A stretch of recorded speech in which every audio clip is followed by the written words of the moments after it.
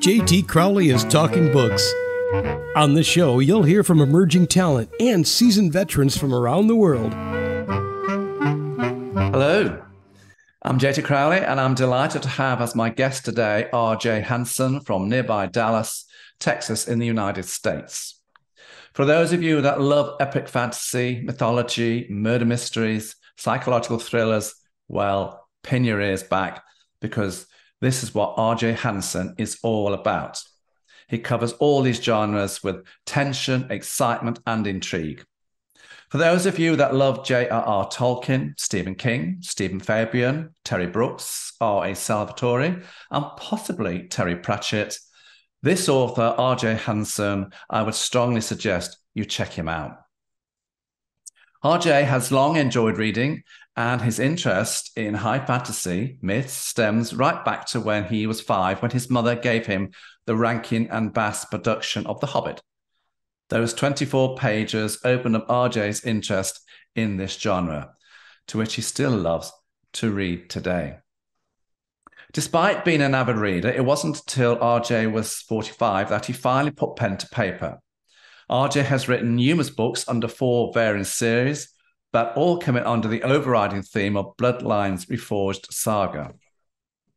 RJ has done a variety of things throughout his life. He's been a cowboy. He studied medieval combat and military tactics, and no doubt these studies stood him in good faith to create most, if not all, of the battle scenes in his books, everyone. RJ is married to Michelle. He has 2 grown-up children and presently runs one of the family's small cattle ranches just outside of Dallas. One of his favorite pastimes is pen and paper, PRG game Rollmaster, which tends to involve most of his family and friends. On the show today, we're going to talk about his trilogy book, Heirs of Vanity, and his first book in a separate series, Fires That Forge. Now, Fires That Forge is more a murder mystery, psychological thriller book belonging to the series Lords of Order and Chaos, Bloodlines Reforged saga. Heirs of Vanity, on the other hand, firmly lies in the genre of epic high fantasy. The trilogy book is a compendium of the 3 books that make up the series Heirs of Vanity. You firstly have Roland's Path in the trilogy book, labelled Part 1, Roland's Bow, the second book, labelled Part 2, and finally Roland's Triumph, the third book, under Part 3. So let's invite RJ onto the show as my special guest today so that he can talk about his amazing books, which I was totally enthralled and taken in by. RJ, come and join me. Thank you, John. It's good to be here. It's great to have you on the show. I thoroughly enjoyed the books. They absolutely blew me away. And because I was a great J.R. Tolkien reader, I love the Hobbit stories. I love the Lord of the Rings. And when I look at your book, it reminded me so much, particularly the Heirs of Vanity book, so much of, that book, that genre. And of course, I love crime mysteries as well. So the murder mysteries of the Fires Forged was just wonderful. I didn't put that down. But there you go. Anyway, let's move on, everybody, and let's get to the nitty-gritty of what's in these books. RJ, all of your books and series, as far as I can see, come under the overriding umbrella Bloodlines Reforged saga. And that these epic fantasy books of yours are about sword and sorcery, adventures, tales of warriors' courage, scorned sorcerers, grieving vampires, corrupt churches, perversion of faith, sprinkled with plenty of magic, monsters, sword fights, political intrigue, mythology, medieval combat and tactics. And some series, I understand, fall under murder mysteries, thrillers, like the second book we're going to do today. So my question to you, RJ, is why did you choose to write about these genres? And did it stem from the one book that when you were 5, which your mother gave you to read? Has all this stemmed from that one book and that you've so loved this genres that you've written about him? Oh, absolutely. I grew up in a small town in North Texas on a ranch. I mean, I loved the life, but as far as worldly, it was not. And that read along book, it was one of the old, for the younger viewers, they may not have a clue what I'm talking about, but it was one of the old, you get an album with the children's book and you put it on the record player and read along with it. And it was this whole incredible world. Sorry, that's Pinker. It's my Great Dane. The Great Danes are wonderful, everybody. A little bit. But yeah, it opened up this whole incredible world of rich imagination that enthralled me early on, and it really sparked my interest in reading. It made me realize that in between the front and back cover of a book could be a whole new world, a whole different world, and it was really amazing. So how long did it take you from concept to publishing Heirs of Vanity books? Oh, I guess that would depend on when you would want to set the time frame for the concept. It's the Heirs of Vanity books and the overall saga it had its genesis with Roland, which was a pen and paper character. For those of you that don't know what Rollmaster is, think Dungeons and Dragons. It's yeah. And it was a character that I created in 1996 to play with some friends of mine. And after a few gaming sessions, I started, like a lot of players do, I started taking notes of the cool things that happened to him, the cool things that he did, the things that I found interesting, just so that I wouldn't forget about them, and to enrich the character. And the more of those notes I took, the more a story grew from those notes. I guess maybe in 2003, I decided I wanted to write a book about it, and I did. And then I put that book on the shelf and didn't do anything with it until about 2017. And in 2017, my daughter Katie asked me if I was ever going to do anything with it. And well, the short version is I decided to do something with it. So I gave it an edit and started filling it out some more. And I got serious about it in 2017, and then we published in March of 2019. So it's been on the board for a long while. Oh, yes. Oh, yes. RJ, let's get to the nitty-gritty of this podcast and open up the book, Heirs of Vanity Trilogy. Let's have a look at part 1, Roland's Path, book 1.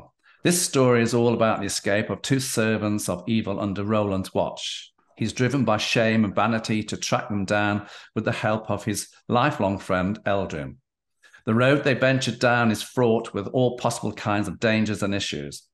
And of course, they're dealing with a sorcerer of unknown quantity and a woman of beguiling interest who, though beautiful and mesmerizing, has skills of her own to be very, very aware of, everyone.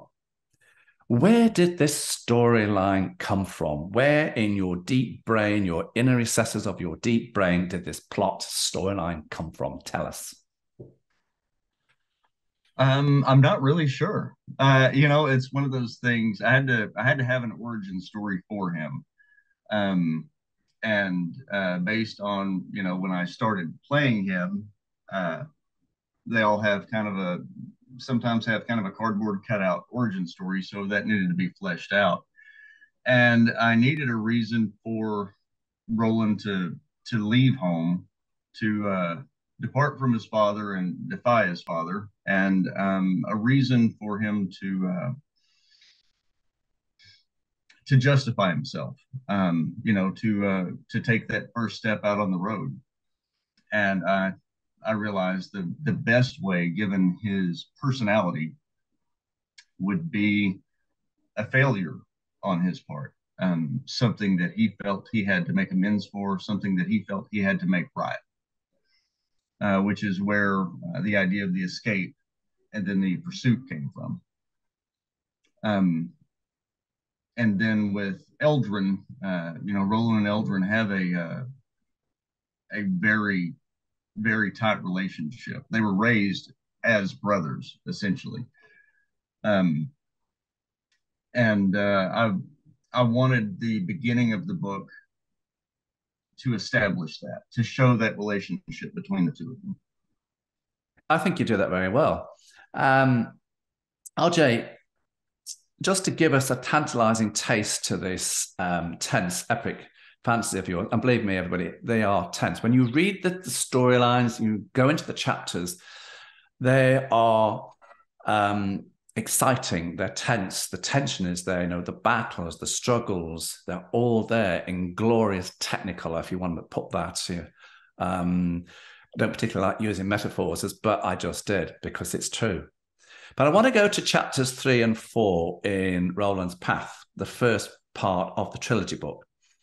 And because these chapters are headed up the wildlands and ruins of Null Canvador.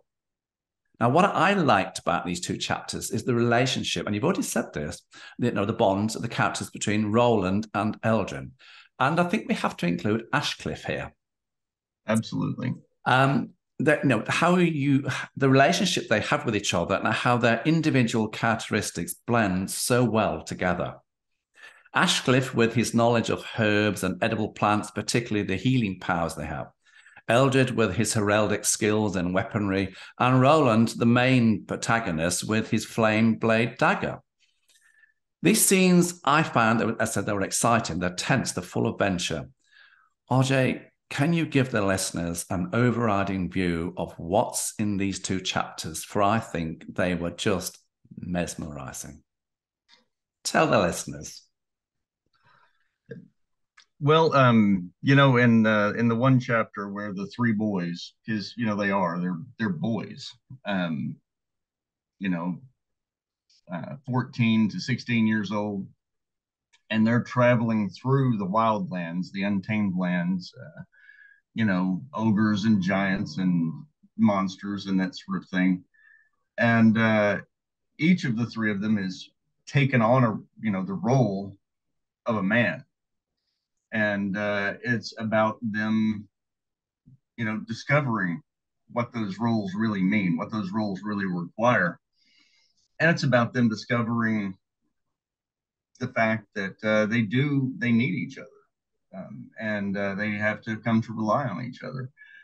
It puts me in mind the most when I was writing that chapter. What I thought of the most was Stephen King's story, Stand By Me, where the bulk of the story is about this group of boys who are all, childhood friends, and they go on this trek to go see a corpse by the train, by the railroad tracks and all that.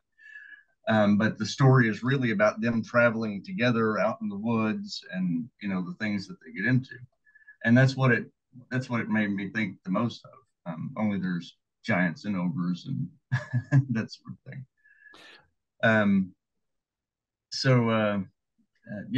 That's really what it's about, is them beginning to learn what the lives they've chosen are going to require from them.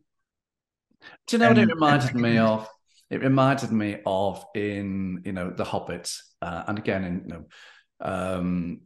the Lord of the Rings books, of the Frodo and all his friends, the main characters there going off on this dangerous venture. Right. That's what I saw. So if you're a Tolkien fan, you've got to read this book, everybody. So Ruins of Null Canvador. I'm sorry? The Ruins of Null Canvador, that chapter.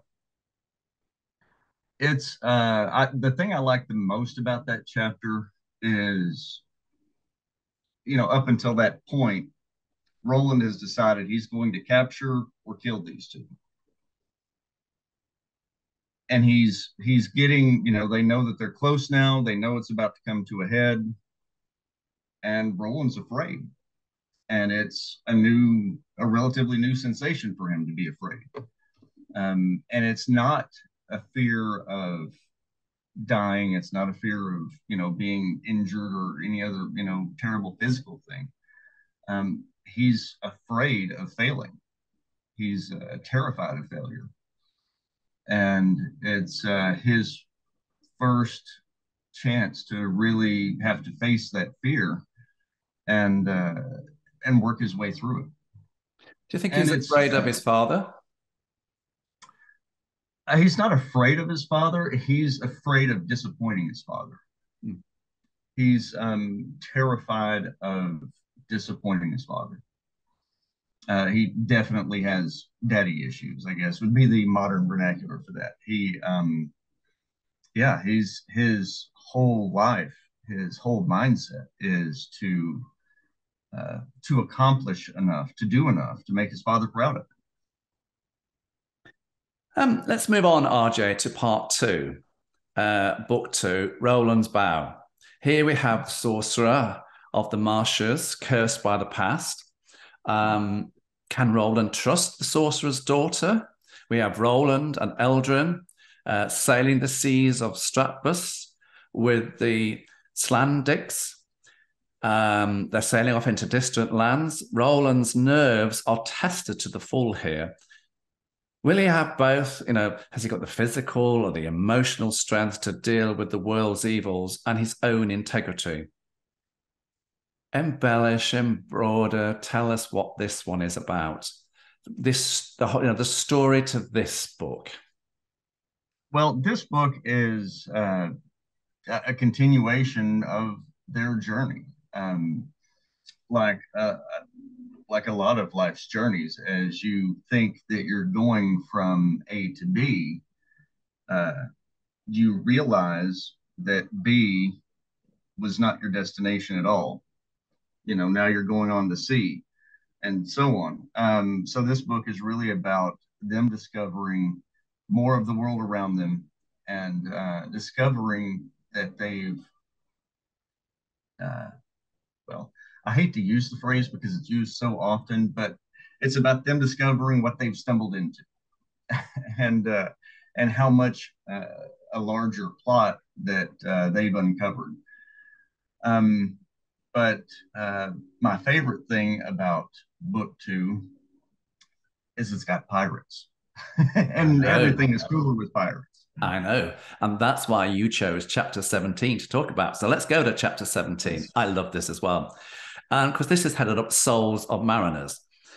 Now, this really did catch both of our imaginations because I love the chapter. You've got the battle with the pirate ship, the tactics the Slandic captain and the crew used to upset the pirates, particularly with the planks. You tell us here, because I found this captivating. I thought, wow, this is clever.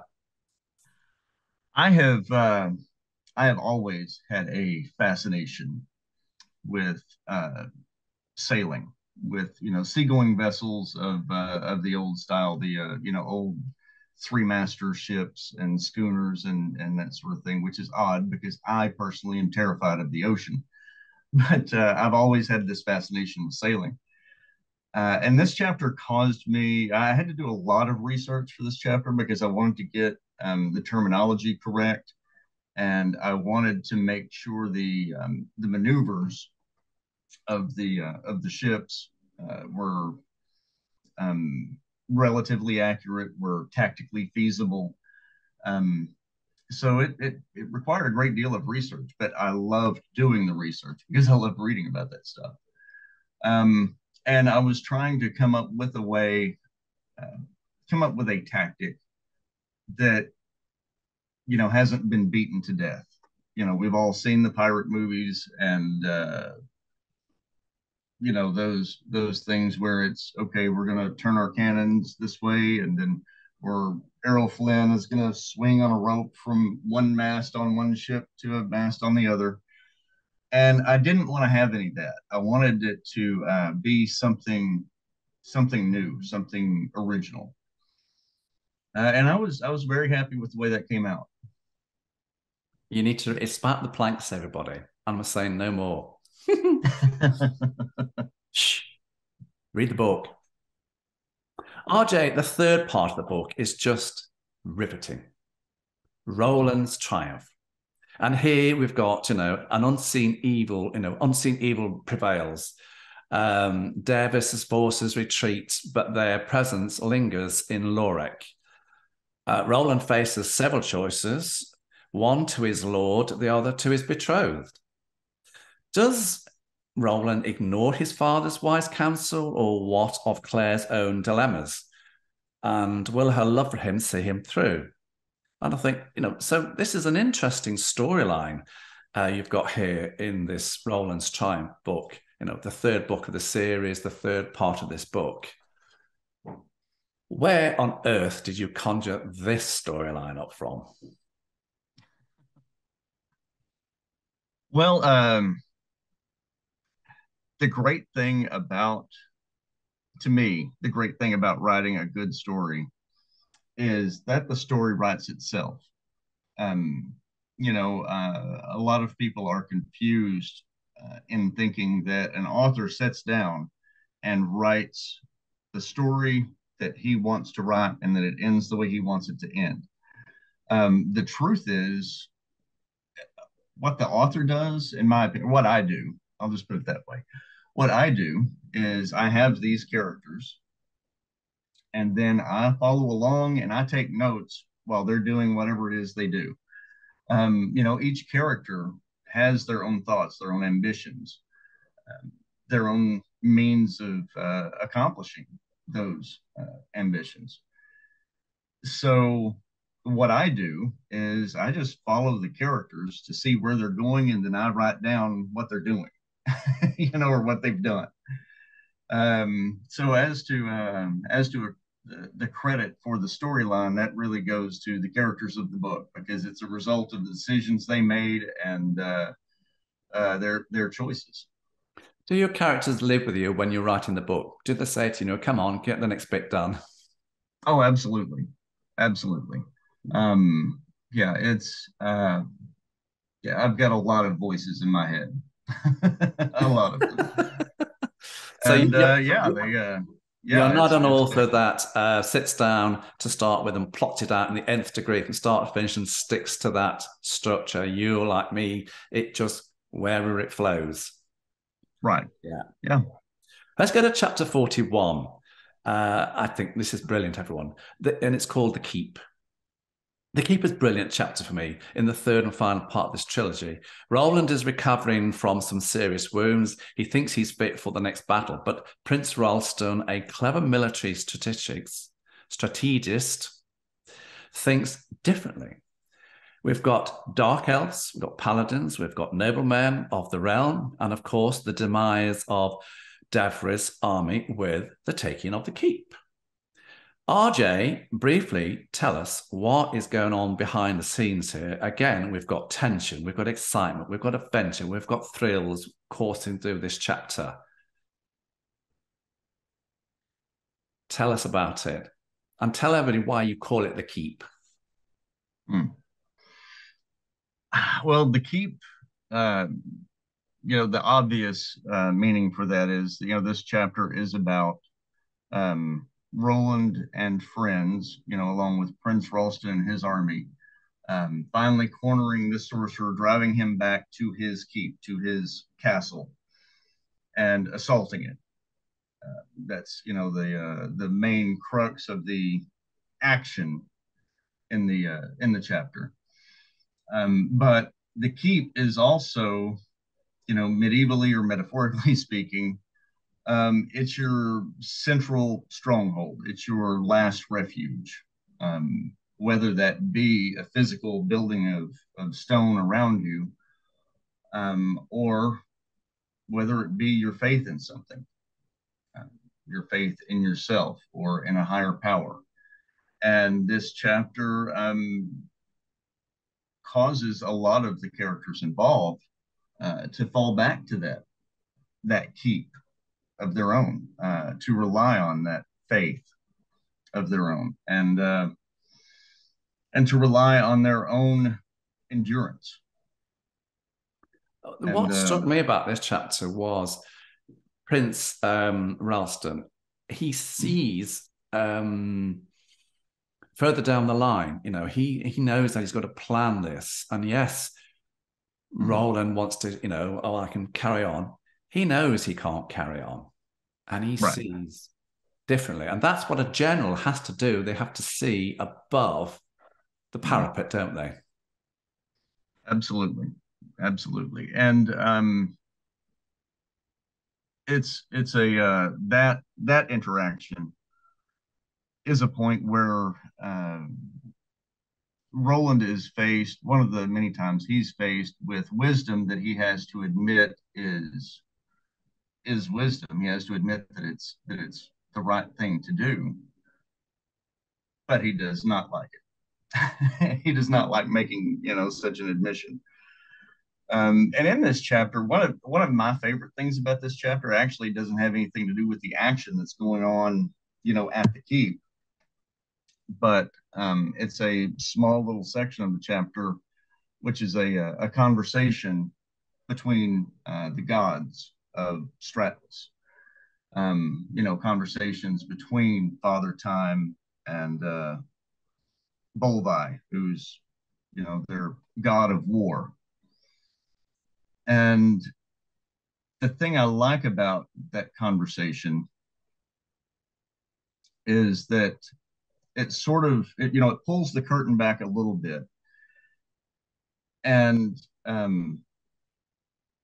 it reveals that men attribute so much that goes on in the world to their deities, when in fact it's men finding scapegoats for their own desires.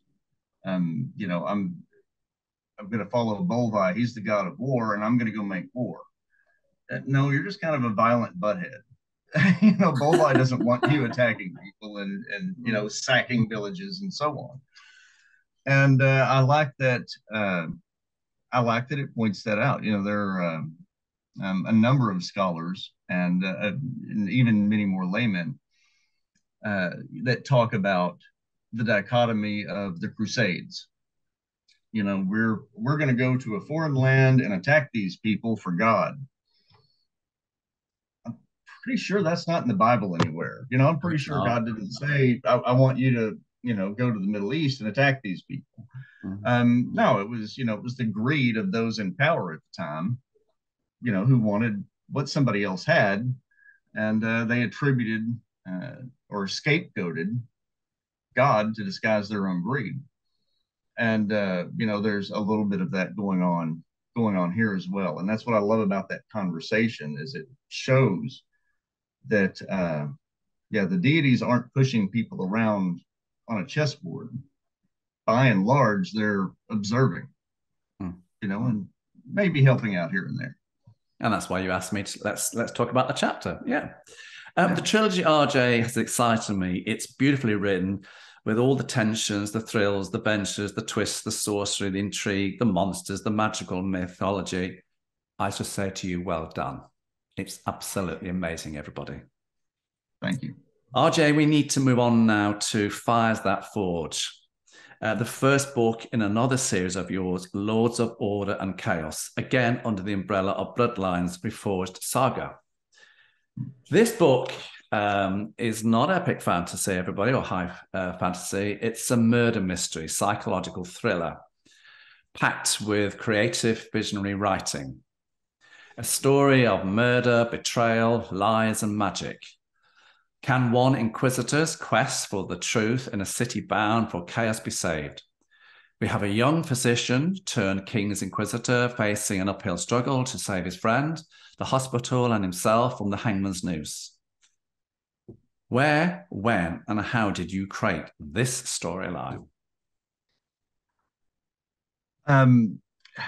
This actually I've been thinking about a murder mystery set in a fantasy world for a long time. Sean Connery was in a movie years ago called The Brotherhood of the Rose. And it's Sean Connery and I can't remember the other actors that were in it, but he's a monk in the Middle Ages who travels to a monastery to investigate these mysterious deaths. and it's a murder mystery set in a monastery in the Middle Ages, and I loved that story, and I loved that idea, and I always wanted to do something like that. And this Fires That Forge gave me the opportunity to write a murder mystery set in a fantasy setting, um, where the investigators have to take into account things like magic and monsters and vampires and that sort of thing. But they take those things into account very realistically, the same way that, investigators today take into account fingerprints and DNA and, crime scene video and that sort of thing. It's part of the job for them. And I wanted that to come across as real, as gritty. It's not, it's not fantasy and it's not fun for them. It's, a real murder, and it's real people. When I looked at the book, I was drawn, RJ, to two chapters that stood out for me. Chapter 6, Witness, Priests, and Lies, and chapter 17, Who Betrays Who? That's very interesting, everybody. For me, in chapter 6, what I liked most was the conversation by Dunwell, the Inquisitor, and Mylon, one of the workers on the docks, Warehouse 14, the wooden shack that he shared with his other working colleagues, compared to some of the grand stone houses of Moras. Of course, this Dunwell is looking for witnesses, that could save Silas Moros. We've got Lord High Inquisitor Guilorn. We've got Dunwell's boss. We've got the High Cleric Dylance. Dunwell interviewing the young Dr. Moros. We're talking, of the murder of Steward Killian and Lady Helena and lots of other issues. And again, we've got vampires, we've got excitement, we've got vision here. I love this chapter. Do you like it? I do. Writing the interview of the witness was fun for me, because, well, I've been a cop since 1996, so I've got about 26 years on, and I've been a detective for the majority of that time. So I've had a lot of conversations like this. I've interviewed a lot of witnesses and a lot of suspects, and it allowed me, well, this whole book allowed me to use that knowledge, what I've learned over the years, that experience and training, to implement that into the story and to give it more of a real feel. For example, there's a trick that Dunwell uses when he's interviewing the witness, Mylon. And I've used that trick a number of times, and it works. It works really well, which is why I incorporated it. And I love the fact that it gives that a sense of realism. And the other chapter that caught my imagination, as I said, was chapter 17, Who Betrays Who? And, who is betraying who here? And when you look at it, you're thinking, yeah, who is? RJ, there's so much, circumstantial evidence, swirling around this chapter. You talk about Silas Moros discovering that fallen champions, often travel on an ethereal plane adjacent to the plane, of existence. So much of this chapter evolves around Silas and Dunwell, assassins, Shezum. You really are twisting the knife here, aren't you, to keep the readers guessing as to what is going on here. That's why it's who is betraying who, aptly named. The thing I like the most about this chapter, well, it is very fast paced in that it is. Motives are revealed, motives change. Some of the characters are forced into a corner where they have to agree to circumstances, or at the very least have to accept some circumstances that they're not crazy about. But the thing I like the most about this chapter is it's really when Silas begins coming into his own, when he really begins taking initiative and taking the wheel in his own life. And I like that. I like that a I lot. loved it. And I thought the title was aptly named. I mean, just very briefly, RJ, out of that book, what's your favorite chapter? I picked two.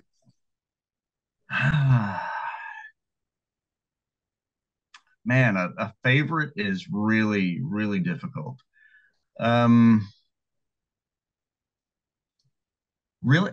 I would have to say, I want to say it's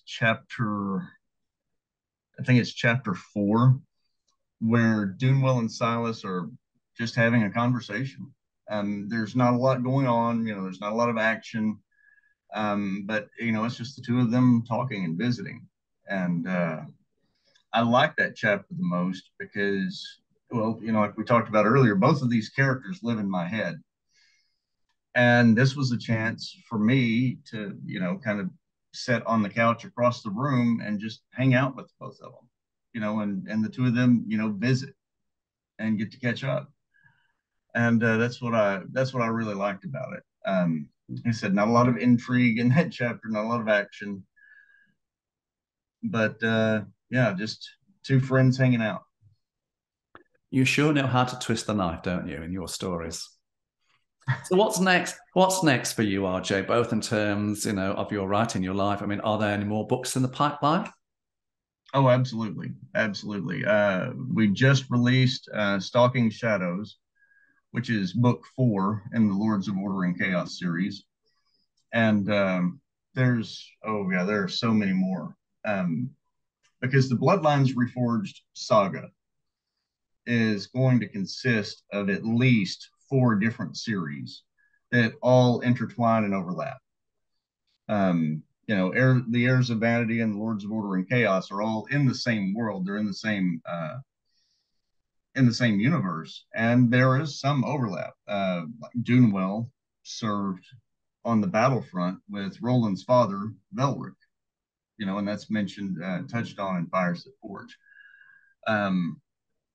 Brutus, who is in Roland's Triumph, fairly prominently, Sir Brutus, is a good friend of Dunwell's. And at the end of toward the beginning of Fires That Forge, Dunwell and Brutus have a beer together, and visit before Brutus is going off to Lawrick, where he later joins with Roland in the game. And this saga is gonna span generations. So there's more coming down the line. Oh, absolutely. Absolutely. Not to throw out too many spoilers, but eventually we're going to get to the actions, adventures, and lives of Roland's grandchildren. Ooh. So Who do you see, RJ, as your market for your books? But more importantly, who would you like to see reading your books? Young people, mature folk, or people of all ages, all genres? I think people of all ages would enjoy it. I tried to write the books so that they're clean, I guess, so to speak. There's no bad language. There aren't any sex scenes. It's some graphic violence, no doubt about that. Very graphic violence. But oh yeah. I tried to write it so that an 8 or a 9-year-old could pick it up and read it and enjoy the sword fighting and the adventures. Or a 70-year-old could pick it up and read it and enjoy the sword fighting and the adventures and the political intrigue behind the movers and shakers of Stratvs. Absolutely. It's a bit like, J.R. Tolkien. Yes, a 12-year-old can read the book, and so can an 80-year-old read the book. That's what he's done brilliantly. And I think that's what you've done as well. Brilliantly done it. Phenomenal. Well, thank you. I appreciate that. Where can people get your books from? Amazon, primarily. You can find them on Amazon under the Bloodlines Reforged saga or under my name, RJ Hanson. You can find them on our website, which is www.bloodlinesreforged.com. You can also find them on Audible Almost all of them are on Audible. We've begun production of the latest book, Stalking Shadows. We began production on the audiobook for that last week. So that's in the pipeline and will be coming out in probably a couple of months, would be my guess. Excellent. J Hanson, thank you for being my guest today. My pleasure. Thank you. Oh, you're very, very, very welcome. Just go and read the books, everybody. They are stunning. They're amazing. They're absolutely, ooh. Yeah. As I end every week with my podcast, everyone, I'm JT Crowley. Thanks for listening, watching, wherever you're in the world. So until next time, stay safe.